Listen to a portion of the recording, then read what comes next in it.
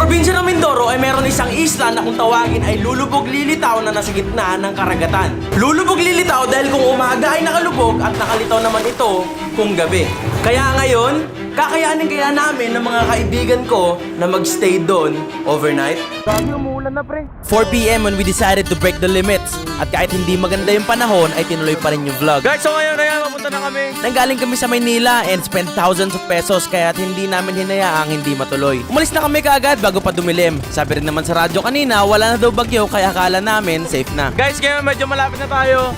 Hindi lang siya makita ng malayuan kasi lubog siya ngayon. Kasi ayun nga, since may bagyo, pero nalusaw naman na yung bagyo. So ito, ambon-ambon na lang. Eh kung lubog pa ngayon yan, paano tayo mag-stay dyan? Mahirap ata yan, boss ah. Here we go guys! Andito na tayo boy! Ito na boy! Ito na tayo bud! Ito na bud! Yan na yung... Ito! Ay, kita kayo ito! Ito na yun.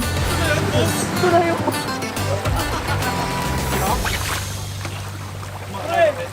Sark, seryoso ka ba dito, pre? Hayop, boy. Nakatayo lang tayo magdamag. Isla ba to? Parang mali ito, boy ah. Mali ito, guys. Sabi niya, ano raw kami, oh, collab, oh. Boy, birthday ko ngayon, boy. Wag mo muna latag yan, boy. Ito muna. Boy, ah. Boy, this is legit. Oh! Ayan ang gamit natin ngayon! Ito lang, boss. Dito ng boss! So ngayon boy, nakalubog to. Oo. So maya pag umangat pa yung tubig, sabihin na natin na hanggang tuhod na. Oo. Yun ang emergency level natin. Emergency level. Oo, kapag sinabi So kung kailangan emergency level, kailangan may emergency number. number. So tatawag lang ako kay kuya. So tayo, bali ikaw yung magiging ano namin, tagapagligtas. Kuya, ito na kami, lulubog na kami! Hindi na rin nagtagal si kuya at umalis na sila. It means, kami-kami na lang ang nandito. Seryoso ka ba dito, pre? Ha? As of now, dahil nga merong nakalutang dito na part ng island, ito lang yun. Ito lang mismo yung natatapakan namin. Pero pagdating mo dyan, boom! Wala na. Dagat na talaga yan, guys. Dagat. Anytime pre, kapag umangat to, GG na kayo boss. Marunong ako lumangoy kaso ang problema, marunong ba lumangoy yung camera? So inayos ko na ang pagsistayan namin para makapagpahinga. Pero si Adam, ang dami talagang arte. Ano to? Table, tsaka bangko. Wala man lang tayong bahay dito. Boy. Overnight tayo dito, boss. Kaya nga survival eh, hindi Oo. siya comfort.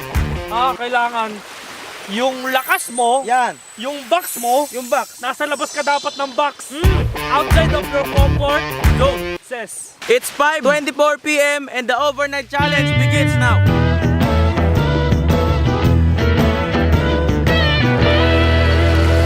Pads! Mga subscribers, Pad! 1 million! 1 million! 1 million!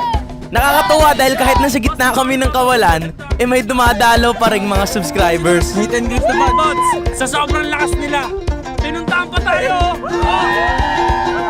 At dumalaw lang pala sila para sabihin, Pabuti natin ang Panginoon si Sakaru!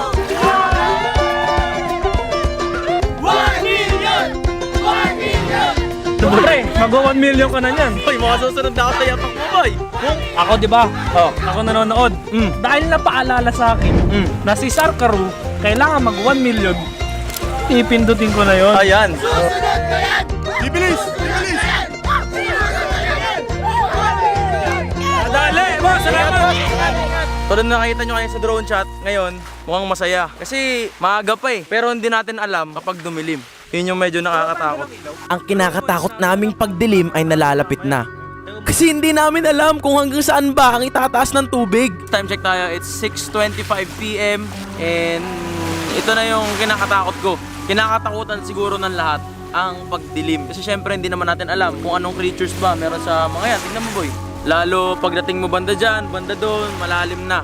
Hindi natin alam kung ano ba yung meron dyan, anong creatures meron dyan sa mga yan. At ito na nga, ang kinakatakutan namin ay naririto na.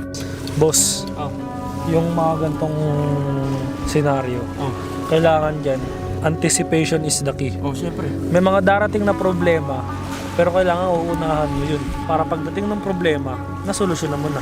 Bumaba na yung tubig. Bumaba na yung tubig yun. Kaya bago pa man tuluyan dumilim, binalot na namin agad yung mga bag namin ng plastic. Para kahit lumubog kami, hindi mabasa yung mga nasa loob. Ito na yung kinakatakot natin. Pero syempre boy, kailangan nating maliw. Gutom na ba kayo? Maaliw ngaw-ngaw. Hapunan na, buds. Gutom na ba kayo? Gutom na nga. May dala akong chibog para sa ating lahat. Let's go! Kumain na muna kami para may energy kung ano man yung mangyari. Konting kulitan para hindi masyado nakakatakot. Cheers! Yan! Lilingan-lingan ka kung may may nakatingin na bangka. Save ka lang, sisibli ka lang. Ito ng kabilang tenga ko Hindi yung kabilang tenga. Mabilisan lang. Mabilisan lang. Lechong paksiw na Tinapay. na pinalaman mo sa tinapay. Ayun lang doon. Talaga. Dalawang kagat lang May tira pa ngayon. Mo ngayon pa. Ganyan ka lang. Hindi nakatingin yung mga kausap ko. So, may kipagkwentuhan ka. Oo nga Kaya nakaipit na, di ba? Siyempre, flying saucer na yan. Tit! Tumundok. Mainit na. Mainit na. Pagtapos naman namin kumain, nakakatakot na nga. Nagtakutan pa. Hindi ko lang makita. Boy, alam mo yung feeling na Oh. Yung parang nasa dagat ka, di ba? Oh. Sa dagat Nasa naman dagat talaga ka, tayo. tapos makaka-imagine ka ng malaking octopus. Ito yung iniisip ko. Ano yung isip mo? Paano kung totoo yung sirena? Tapos napikon sila sa atin. Kasi kung ano-ano pinagagawa natin dito. Sirena. Hindi sirena. Pirana. Okay O ganun. Ito buds, kwento buds. Okay. Legit na buds. Legit yan. Nagkakwentuhan kami nang may mapansin akong kakaiba. Napansin ko na ang hamog ay unti-unti nang kumakapal. Guys, grabe lakas ng fog dito. Hindi ko alam kung nakikita nyo pero yan Ayan, nakikita nyo ba yan? Kita nyo yung light flare? Yan yung fog guys, ay tingnan nyo. Nag-flare yung flashlight ko. Time check tayo, it's 9:21. Ayun guys, talagang madilim na dito. Talaga dito, boss. Good news tayo. Good news yung tubig bumababa na. Ayan naglo-low tide. So nagkakaroon na tayo ng sandbar dito. Medyo malayo na yung ating lakarin guys. Pero ang bad news, pucha guys, sobrang lamig. Guys, Bukod sa malakas na hangin, nagulat kaming lahat nang biglang umambon. Mag-aalas 10 pa lang, ganun nakalamig. Eh paano, kung dumagdag yung lamig, plus nag-high tide na madaling araw. Ginawa na namin ang lahat para hindi lamigin. Binalot na namin ang sarili namin na kung ano-ano pero iba talaga ang lamig dito. Sobrang nilalag. Lamig na dito guys, as in. Ito pala pre yung yung totoong challenge Yung lamig ng hangin, ibang level par. Parang yung aircon na naka-ultra high. At tama si Adam, mag-high tide pa. Pero ang hindi namin maintindihan, alas 3 pa ang expected na high tide dito pero 11 pa lang, tumataas na siya. Ang weird nga kasi kanina bumababa na siya, ngayon biglang tumaas naman.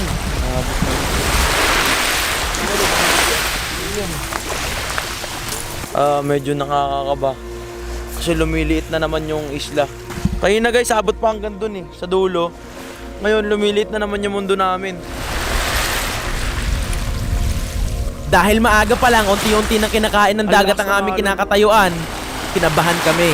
Dahil alam namin na mahirap kalaban ang kalikasan.